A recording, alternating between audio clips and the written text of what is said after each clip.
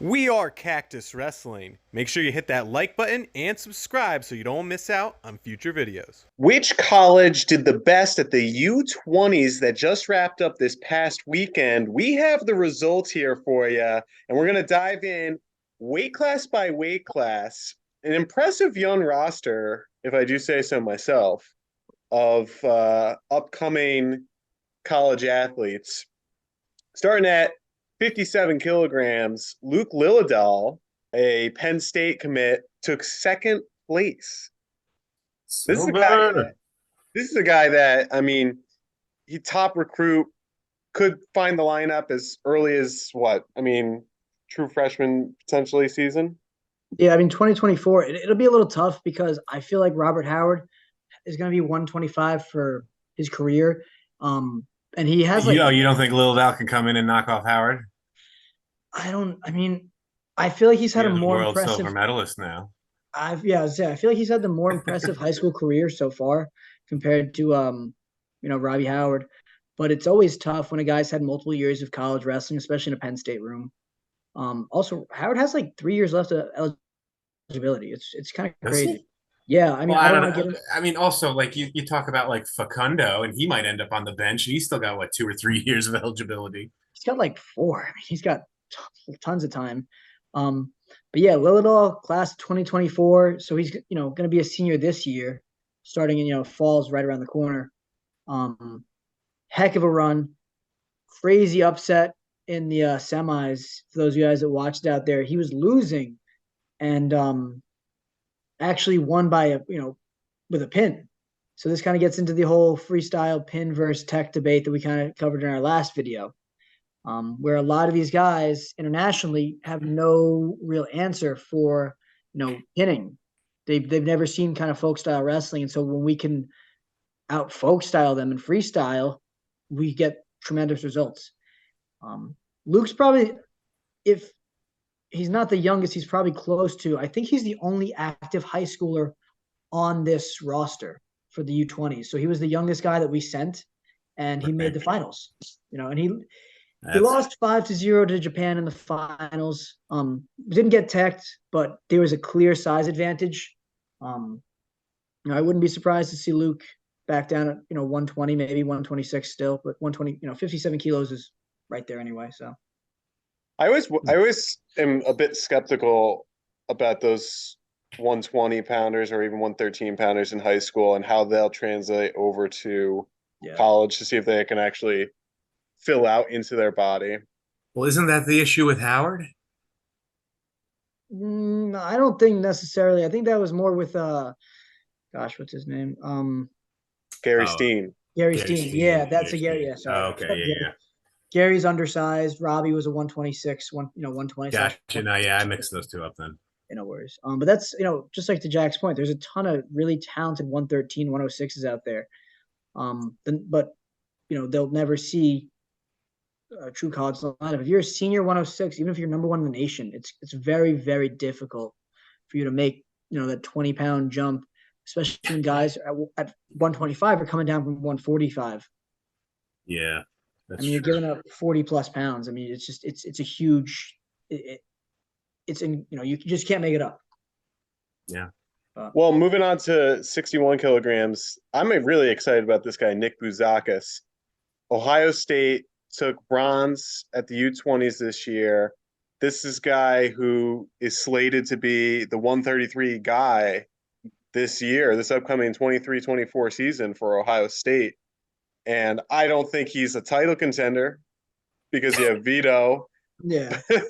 and Dave Fix, but I mean, this guy has All-American potential right out the gate. Just like I know Jesse Mendez didn't All-American, but he was right there. Or no, Jesse Mendez No, did All-American. Jesse took Yeah, no, six Jesse last year. Mendez did at Yeah, 33. So Yeah. Buzakis just got to do what he did, recreate right. that magic. I like Nick Bouzakis. I think truly benefited from the redshirt freshman year that redshirt year that he had. We're going to be a redshirt freshman now. I wouldn't be surprised if him and Aaron Nagao are kind of battling for third at NCAA's. He's big wrestling family. His younger brother, who's since passed, was actually named Greco-Roman. Really? Yeah. Greco-Roman Buzakis? Mhm. No kidding. He passed a few years back. That's too bad. But it just shows how deep this family's bloodline goes into wrestling, where they have multiple siblings on world teams. I mean, his younger sister and his younger brother were just wrestled at the, I believe U17s. And speaking of Mendez, I mean, we'll just jump right into the next weight class for Ohio State. So he took second place at 65 kilograms. And as we were just mentioning, sixth place All-American as a freshman last year for Ohio State. So I'd say after the first three weight classes, which college did the best? I think Ohio State's got the title after the first couple weight classes, but we'll see if that changes. A second and a So third, far. silver and bronze isn't too bad. For sure. It'll be interesting how, Mendez continues to develop. I mean, as we all know, he's going to redshirt this year. How does it impact Ohio State's lineup? Not necessarily. I thought it was announced, but I could be wrong.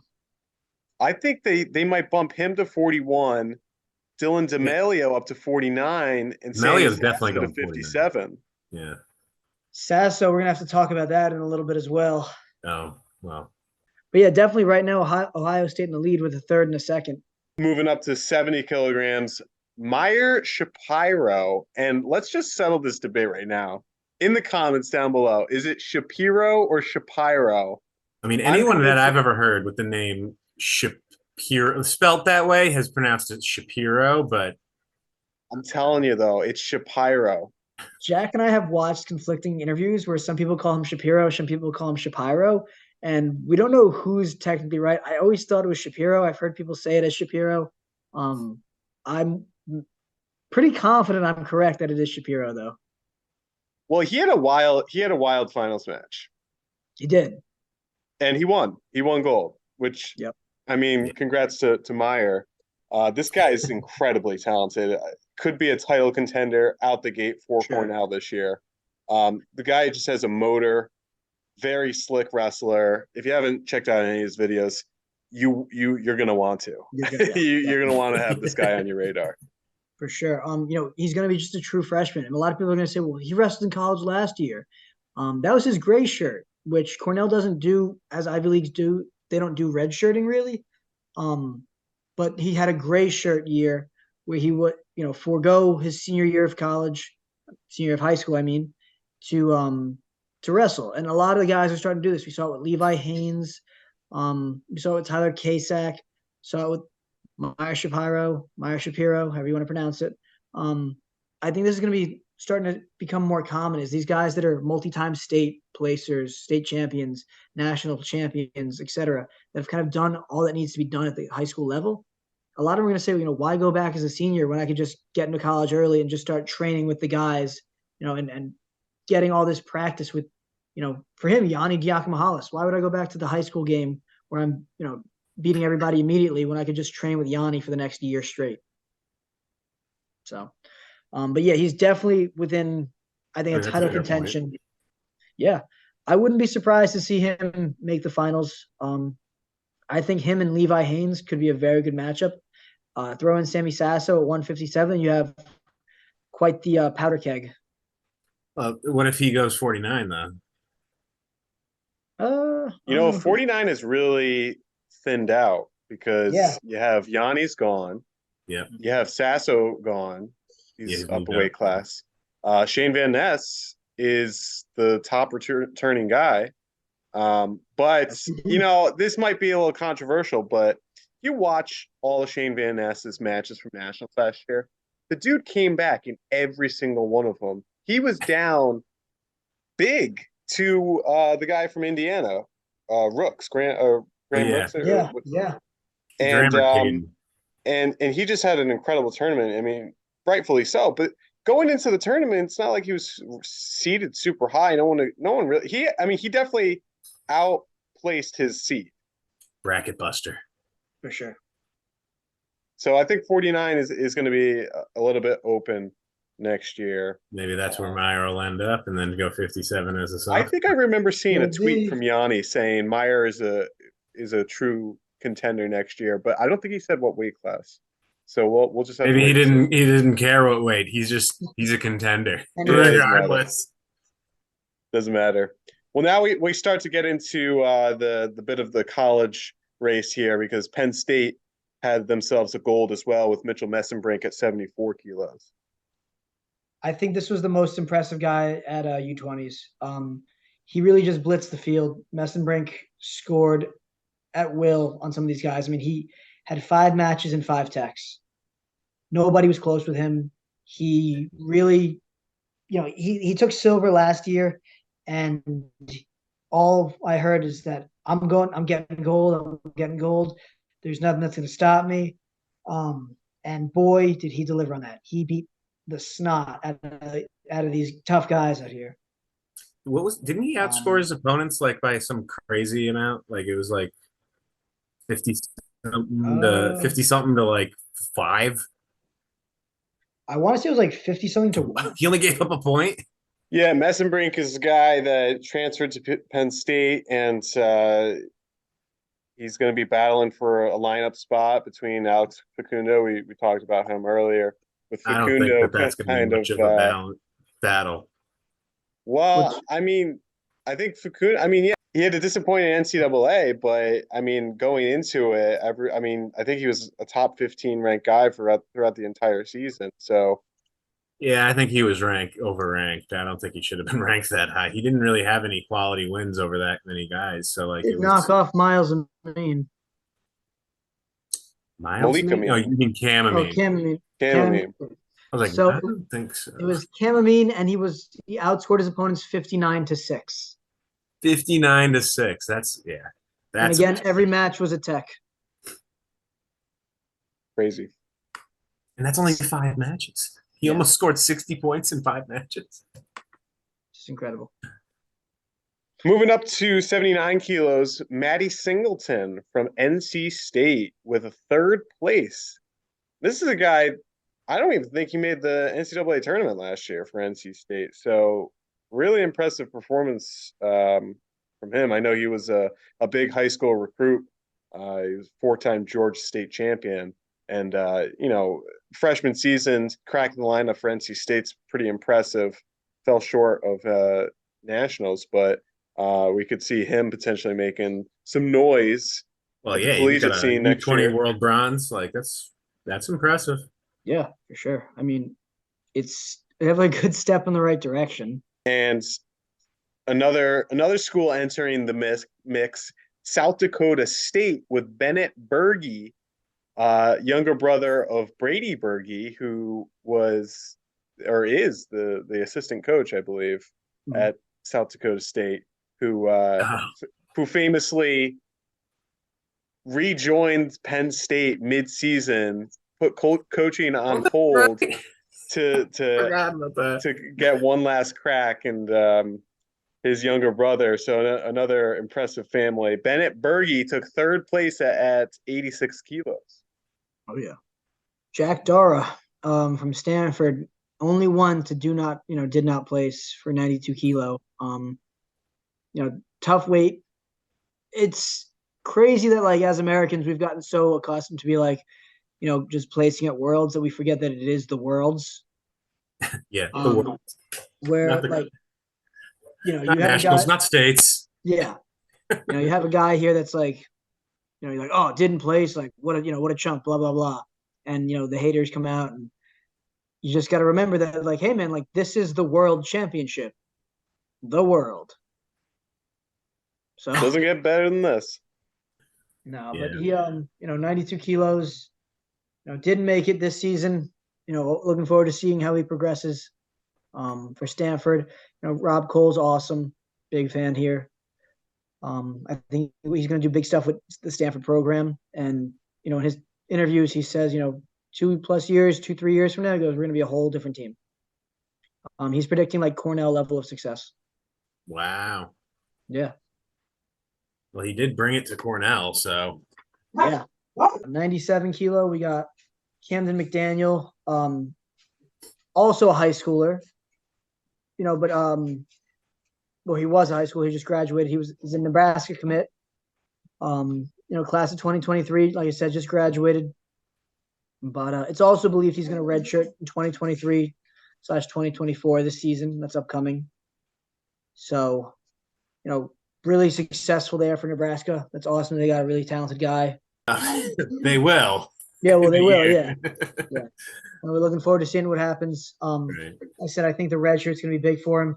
Rounding it out here with the big boys, 125 kilos, Christian Carroll, 10th place, Oklahoma State.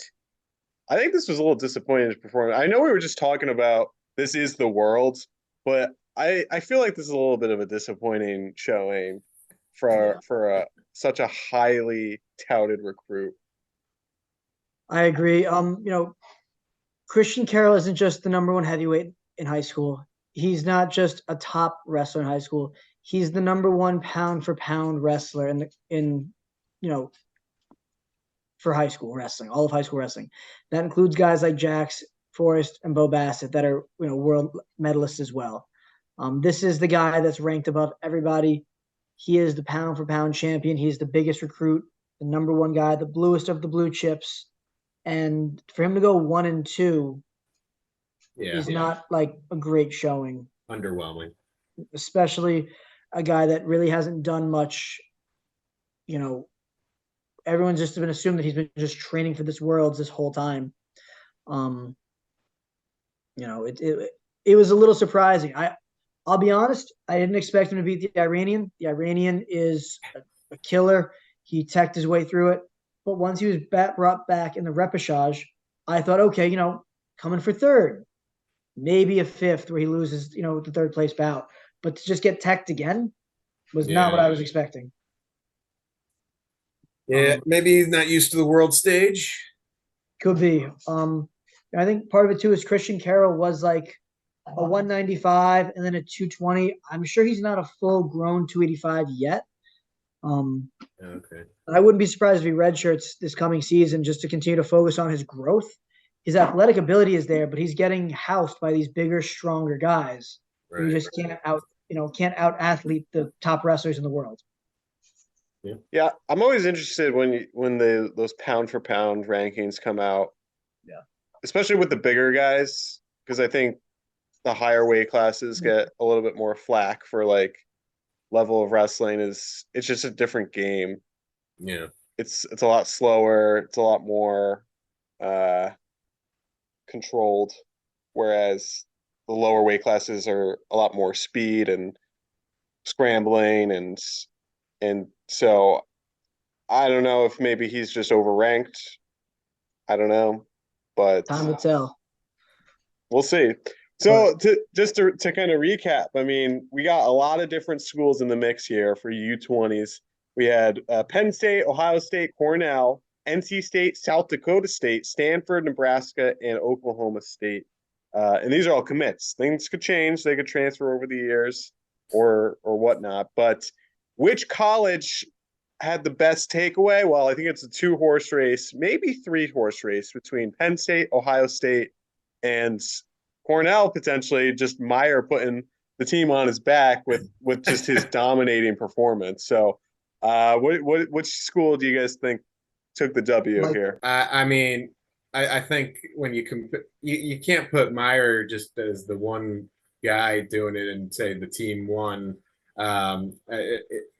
You got Ohio State with a silver and a bronze, and you got Penn State with a gold and a silver. Gold and silver outdoes bronze and silver. So I think Penn State is the clear-cut winner here, with Ohio State as the clear-cut second. And then Cornell's probably third, so solidly third. If they had another guy medaling, then they could be maybe in the mix, but that's exactly how I have it. Penn State's tough to beat with a first and a second. Of course, there's a Big Ten matchup, Ohio State right there, neck and neck with a second and a third. Meyer did great. Being a champion is incredible. If we're comparing champ to champ, I would say Messenbrink had a better showing, taking his way through. But just like Mike said, if Cornell had another guy and he took third, I would say that beats Ohio State. But they didn't, and they don't. So I would say Penn State, Ohio State, Cornell. Yeah. Well, what do you guys think? Drop a comment down below about U20s and how do you think that these guys are going to do in the 2023-24 season? Whether they're going to redshirt, whether they're going to All-American, whether they're going to be a title contender. Drop a comment down below. We'd love to hear from you. Make sure you hit that like button and subscribe as well. Thanks for watching. We are Cactus Wrestling, and we'll see you next time on our next video.